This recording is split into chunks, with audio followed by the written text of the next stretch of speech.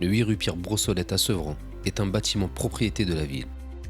Anciennement réservé aux enseignants ou aux fonctionnaires de la ville, il abrite aujourd'hui un grand nombre de familles et de personnes en situation d'urgence. Intéressons-nous à la définition d'un logement indigne que nous donne M. Denormandie, ministre de la Ville et du Logement. Comment puis-je savoir si je vis dans un logement indigne ? Vous en rendez compte tout de suite. Vous avez un trou dans le parquet, vous avez de la moisissure partout, vous avez des fissures. Faisons une pause pour recueillir des exemples de témoignages des habitants du 8 rue Pierre-Brossolette. Par contre, la deuxième chambre, on ne peut pas y vivre. C'est humide, moisissure, donc mes enfants ne peuvent pas dormir dedans. Donc on dort à 4 dans le salon. Reprenons. Votre matériel électrique, votre compteur électrique est sous votre lavabo.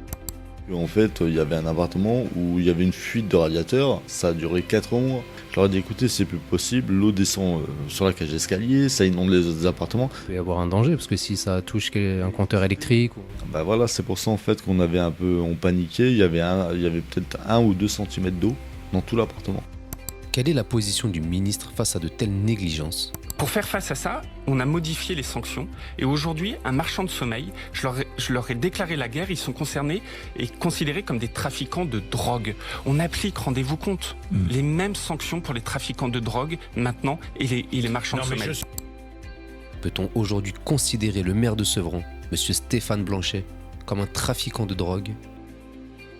Vous savez, moi, il y a un truc qui m'a beaucoup marqué. J'en ai visité beaucoup de logements de marchands de sommeil. Il y a quelques mois, j'étais avec la garde des Sceaux, Nicole Belloubet, parce qu'il faut faire ça avec la justice. On était à Pierrefitte. On visitait pour accompagner des pauvres locataires sous l'emprise d'un marchand de sommeil. Le marchand de sommeil, il a vu qu'il y avait du bruit, il a débarqué. Et il nous a vus, il est venu papoter. Un sentiment d'impunité insupportable. Nous voyons ici M. Stéphane Blanchet, aux côtés de M. Denormandie, dans le cadre du Proxred le 4 septembre 2019 à Sevran. Peut-on dire qu'il y avait donc ce jour un marchand de sommeil bien camouflé aux côtés du ministre de la Ville et du Logement ? Bien entendu, nous laisserons toujours un droit de réponse aux personnes mentionnées dans nos rubriques afin qu'un jour, si elles le souhaitent, elles puissent s'expliquer sur le pourquoi de leurs agissements et éventuellement revenir sur leur prise de position.